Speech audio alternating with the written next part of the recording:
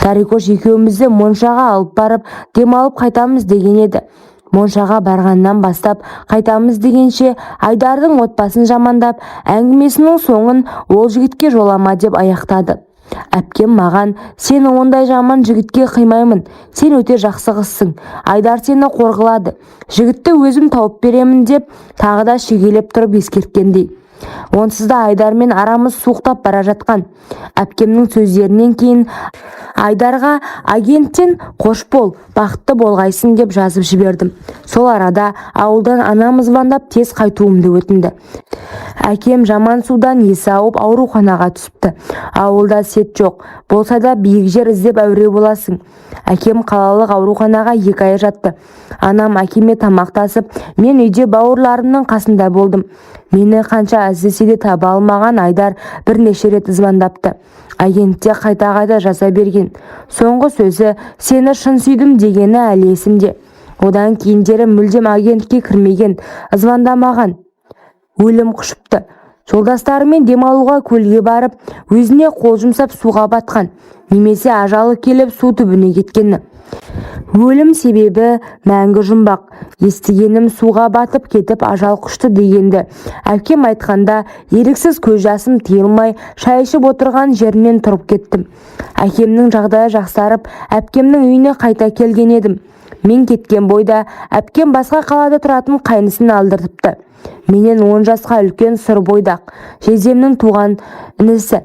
Жездем сияқты ол да жуас. Мен облысқа пойызбен келетін болдым. Кешкі 8-де шамасында түсетін болғандықтан құда бала мен Дарикош күтіп алатын болды. Пойыздан түскенде құда бала менімен сыпайы түрде амандасып, менен көзін алар емес. Сол күні әпкем ет салып, дастарханды жайнатып қойыпты. Шай үстінде ауыл жаңалықтарын сұрап жақсы отырған едім. Әпкем сәл дауысын бәсеңдетіп, көрші жігіт Айдар деп өлім құшқанын айтып салды. Сол күннен соң менде іштей күйзеліс, өзімді кінәлі етіп, неше түрлі ойлармен өзімді жеп барамын. Артында Айдарды түсімде көріп жылап шығамын. Таңертең көзім ісіп, таңғы асты жеуге зауқым болмай, тілі жоқ робот секілді сол баяғы үйдің тірлігін жасап кешке дүкенге шығамын. Құда бала менен 10 жасқа үлкен, түрі ересектеу, десе де есі бар еркек. Әріден мені жұбатып жүргендей, әр нәрсені айтып, мені сөзге тартып жүрді. Сәлде болса көңілімді көтеріп, өткенді ұмытуға талпына бастадым. Келер жылы оқуға түсуім керек деген арманымды қайта қолға алып, үлкен кітапханадан кітаптар алып өзімді жігерлендіріп қоямын. Бұлай құда баланың сөздері салмақты, артық ойы жоқ жақсы жігіт. Оның менде көңілі барын алғаш көргенде байқадым. Бірақ мен үшін ондай үлкен жігітпен отбасы құру ұят нәрсе сияқты. Бұлай құда баланы аға секілді көрдім. Күндер өтіп жатты. Құда баламен араласып, еркін сөйлесе бастаған кезім.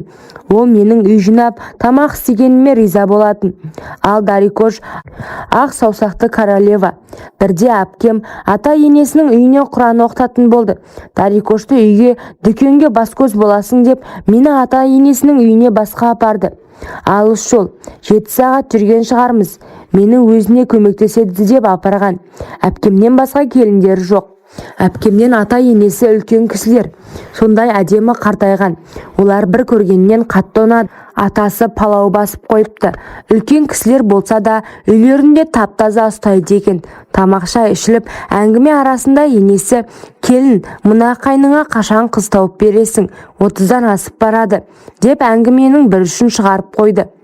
Әпкем: мама, оның сүйген қызы бар, жақында сүйіншісін аламыз сізден, деп күліп маған қарады.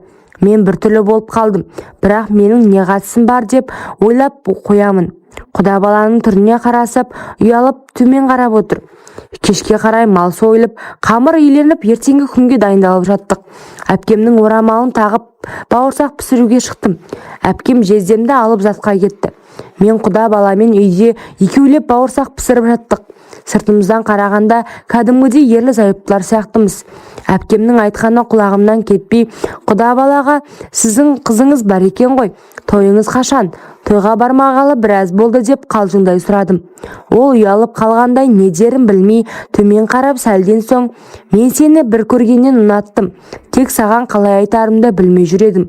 Қыз болмасаң да әйел ретінде қабылдаймын. Дей бергенде ашуланып кеттім. Тұра тұршы, қыз болмасаң дегеніңіз қалай? Мені есік көрген деп тұрсыз ба? Деп даусымның қалай қатты шыққанын білмей қалдым. Ол өзінің айтқаны емес, Дарикоштың айтқанын айтты.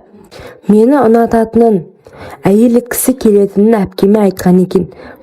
Бұл сөзді Дарикош естіп, ол қыз Айдармен жатып тұрып жүргенін талай көргем деп сыртымнан біраз әңгіме айтыпты.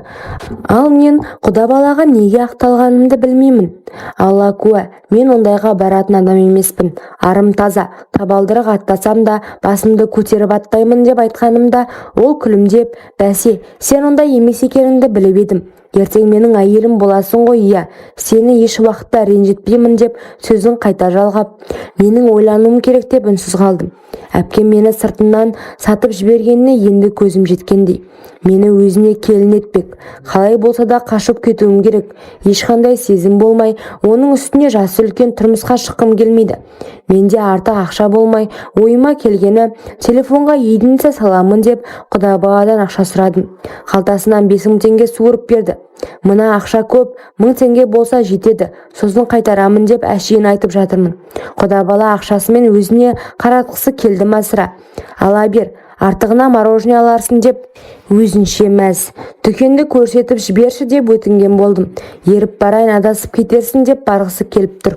Жоқ, өзім барғым келіп тұр. Дүкенде тиіп тұр екен. Қазір келемін деп тайып тұрдым. Дүкен жақын жерде. Көздерімен құда баланы аңдып қарап қоямын. Жолым болып таксиде келіп қалды. Ештеңеге қарамай вокзалға тарттым. Үстімде қалат бар. Асығып жүргенде әпкемнің қалатын шешуді ұмытып кетіппін. Үстім май болып қалар деп бауырсақ пісіргенде кигенмін. Вокзалға келсем, пойызда жүргелі тұр. Әр вагонға барып жалынып жүрмін. Билет салып кетші деп. Ешкім алмайды. Сонан соңғы вагонға барғанымда үлкендеу проводник әйел тұр екен. Алып қашудың құрбаны болып, қашып бара жатқанымды жылап айтқанда түсініп, өзіміздің облысқа дейін пойызбен келдім. Ал менің жоғалып кеткені үлкен шу болды. Облысқа келіп ауылыма қарай жол тарттым. Үйіме жете сала, жылап бәрін айтып, әпкемді анам түгін қоймай ұрсып, бәрінің быт-шыты шықты. Ол ештеңе емес. Менің қашып келгенімді туыстарым жырғылып, онан ауыл естіп, ең аяғы мені бүлінген қыз ретінде өсектер жайылды. Ең ауыр тигені әкем намыстанып өзін өлтірмекші болды. Сондай қиын жағдайда қалған мен Құдайды қарғадым. Жатсам да, тұрсам да, Алла, сен әділетсізсің. Менің өмірімді құрттың, қарғыс атсын сені. Алла жоқ бұл өмірде деп түні бойы жылаумен шығатынмын. Ауыл қатындары мені әбден атышулы қылып шығарған соң, әйел жіберген, әйелі қайтқан еркектер, қолымды сұраушылар көбейді.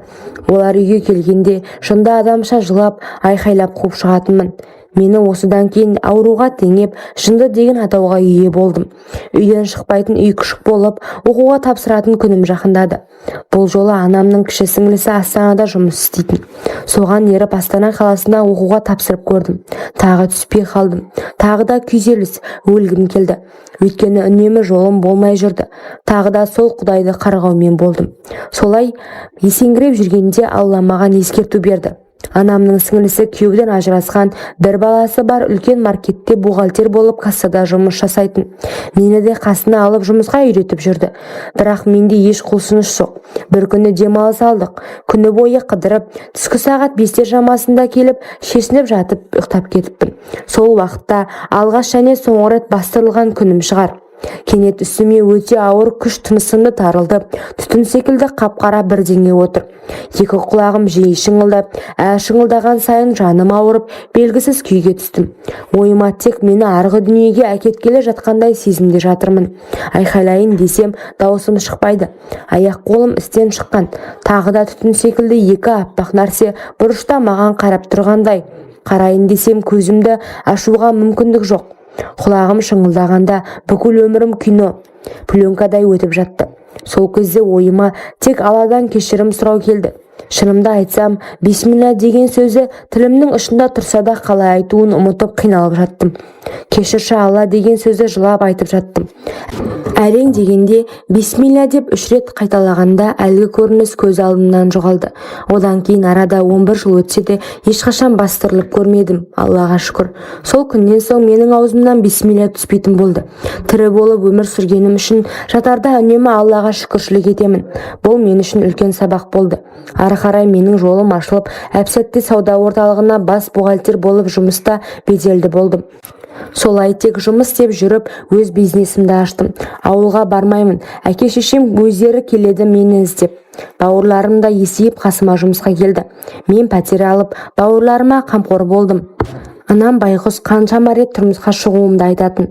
Солай жүргенде жасым 30-ға келді. Енді тұрмысқа шығу дегенді ойламадым. Былай сөз айтқандардың бетін қайырып, жүрегім жаралы тасқа айналғандай. Бірақ тағдырым ба, әлде өмірдегі Құдайдың сүйген құлымыз ба? Мен 30 жасымда, құда бала 40 жасында екеуміз қосылдық. Мен құда балаға әйел болмаймын деп қашып кеткен күні үлкен шу болып, әпкем сасқанынан Дарикошты сол үйге келін етіпті. Енесі мен атасының көңілін қимай ма білмедім енді. Қайнынысы керек емес десе де, әпкем қоярда қоймай той жасап, өз сіңілісін келін етіпті. Бір қызығы, құда бала Дарикошты әйел ретінде қарамай, тіпті қолының ұшында тигізбей, жатпай қашып жүрген екен. Келін болғанына 1 ай болмай жатып, Дарикош, сен немене, мені сувенирге алдың ба? Мен сенің әйеліңмін дегенде, құда бала кешірім сұрап, киімдерін жиып, төркініне апарып тастапты. Бұл әңгіме арада неше жылдан кейін құда баладан естігенім. Екеумізді Астанада тағдыр кездестірді. Ол Дарикоштан кейін мүлдем үйленбей жүрген екен. Не үшін үйленбедің деп сұрай салдым. Сөйтсем мені әлі күнге дейін ұмыта алмай сүйетінін айтқанда жүрегім сыздап кетті. Ол маған, сен тұрмыста болсаң да болмасаң да, жанымда жоқ болсаң да өмір бақи сені сүйіп өтемін. Сені алғаш көргенде қатты ұнаттым. Сол сезіммен өмірімнің соңына дейін өмір сүремін деп айтқанда еріксіз жылап жібердім. Сол бір кездесуден кейін жай дос ретінде кездесіп жүріп, соңында өзім ұсыныс айтып, 31 жасқа жетпей 2023 жылы тұрмыс құрдым. Екеуміз бақытты отбасы болып өмір сүріп жатырмыз.